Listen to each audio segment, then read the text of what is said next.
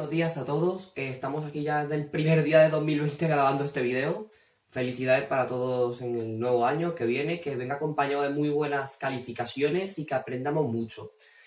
El día de hoy tenemos que empezar ya con inducción electromagnética aquí en el canal, como lo había prometido en el video anterior. Así que el día de hoy vamos a saber todo lo que hay que saber sobre la ley de Faraday, la ley de Faraday-Lenz y la inducción electromagnética en general. Es un tema un poco más complicado, así que espero que estén pendientes a lo que es. Y vamos, adelante.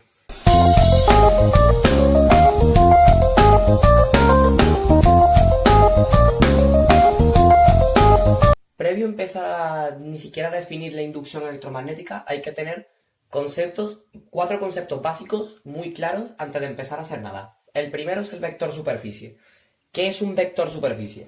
Cuando yo tengo un área de la forma que sea, o sea, tengo un área en 3 dimensiones, tengo un plano, el vector que delimita a dicha superficie va a ser este, que se le llama el vector superficie.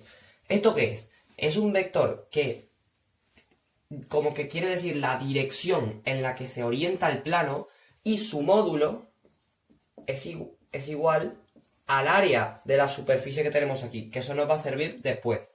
2. Nuestro segundo concepto es la ley de Ohm.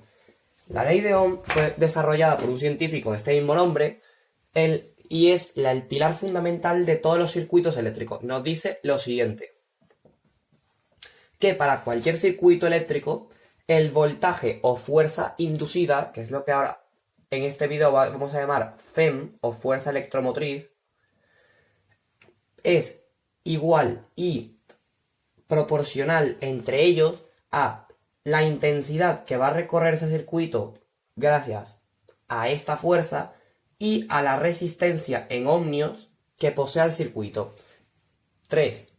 El vector campo magnético. El vector campo magnético, al tú tener un campo magnético, este va a circular de una forma circular. Por lo tanto, si yo tengo una superficie aquí, en el sentido y dirección que me está afectando el campo magnético a la superficie, se delimita por un vector que se llama vector campo magnético. Y su módulo es el mismo módulo del campo magnético producido por algún agente. Y el último es el concepto de espira o hilo conductor. Siempre en este tipo de problemas vamos a hablar de espiras o hilo conductores. La espira generalmente es cerrada y está compuesta de un hilo que en principio no conduce la electricidad, sino que va a ser afectada por algún campo magnético determinado, y por la ley de Faraday, que ya lo vamos a ver, genera una intensidad de corriente eléctrica. Ahora creo que ya estamos capacitados para empezar a definir como tal la inducción. Para ya definir lo que es propiamente inducción electromagnética, tenemos que decir que es un suceso. No es como un campo magnético o un campo gravitatorio que se encuentra siempre allí. Es un suceso en el cual, primero descubierto por este señor, es un suceso en el cual, al verse una espira o una bobina conformada por ellas, afectada por un campo magnético variable, que nos quedamos con la palabra variable, de cómo varía el campo magnético, es posible crear una fuerza llamada fuerza electromotriz o FEM, la cual genera sobre esa espira una intensidad de corriente eléctrica. No suena muy común esto, pero básicamente esto es lo que sirve para crear toda la energía eléctrica que circula en nuestra casa, en nuestros móviles y casi cualquier cosa, literalmente. Ahora, ¿cómo definimos esta cosa? Básicamente, la expresión matemática que rige a la inducción electromagnética se denomina como ley de Faraday-Lenz. Y ahora mismo vamos a verla, vamos a irla descomponiendo y viendo intuitivamente de dónde procede toda esta ley. Pues miren, aquí tenemos la ley de Faraday-Lenz o la ecuación que rige la fuerza electromotriz, y ahora tú te aprendes esta fórmula y yo me quedo tan a gusto. No, es broma. En este canal no hacemos eso. Vamos a ver qué es cada cosa.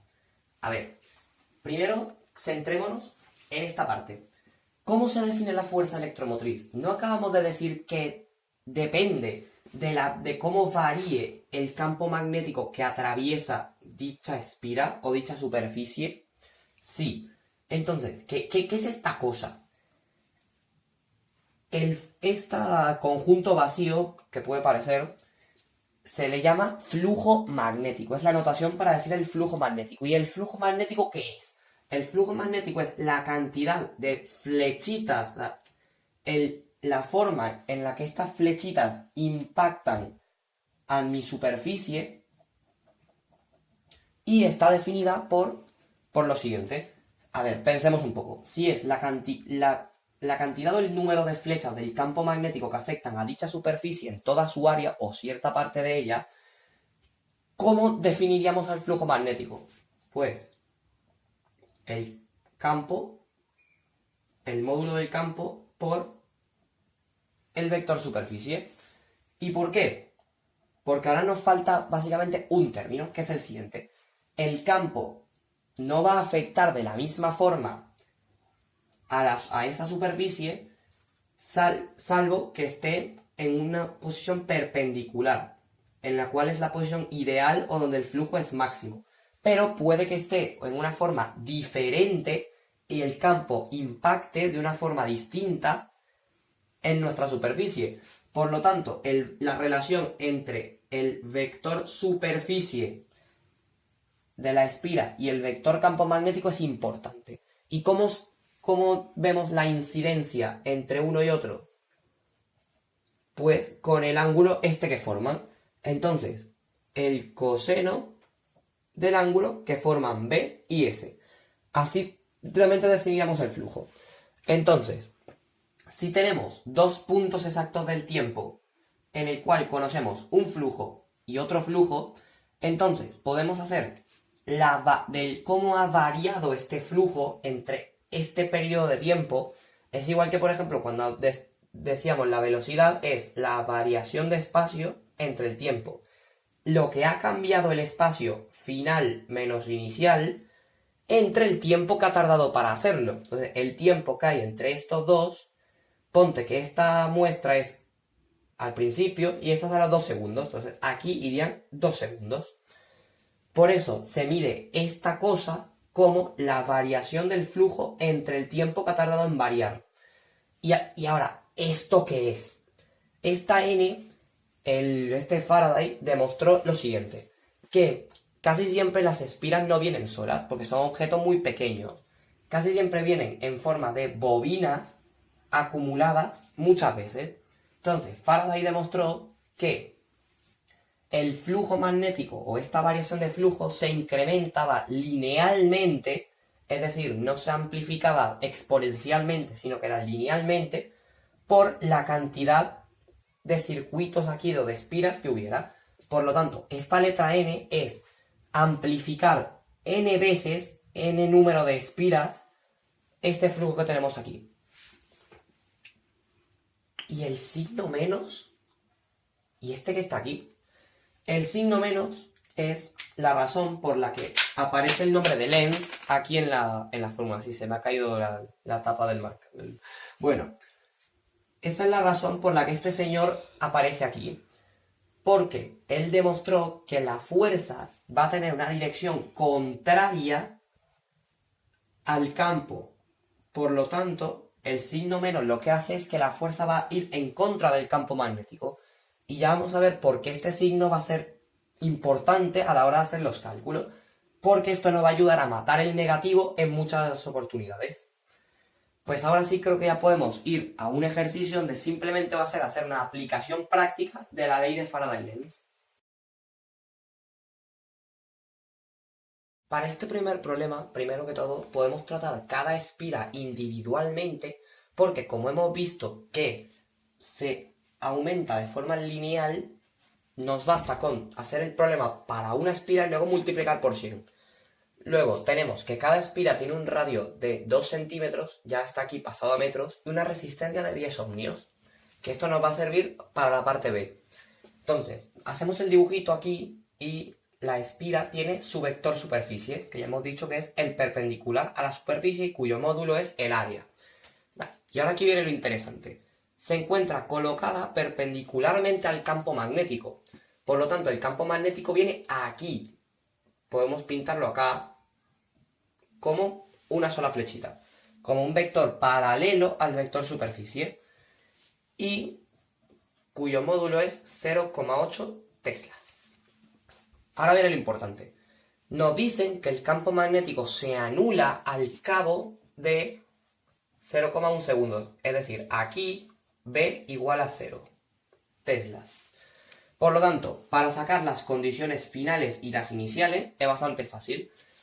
Empecemos con el flujo inicial que tenemos. Va a ser tan sencillo como multiplicar estos dos módulos. Empecemos. ¿Quién es el vector campo magnético? Ya nos lo dice el problema, 0,8. Por ¿quién es el módulo de nuestro vector superficie? Hemos dicho que el módulo es igual al área de la superficie. ¿Cuál es el área de un círculo? Recordamos, pi por el radio al cuadrado. Por lo tanto es el radio al cuadrado por el número pi, que es una constante, por el coseno que forman los dos vectores. Como estamos viendo que los dos son paralelos, porque la espira está quieta, no así en el siguiente problema, como vemos, el ángulo que forman es 0 grados. Y ya otro día hablaré de por qué el coseno de 0 es 1, pero ahora el coseno de 0 es 1. Nos quedamos con eso.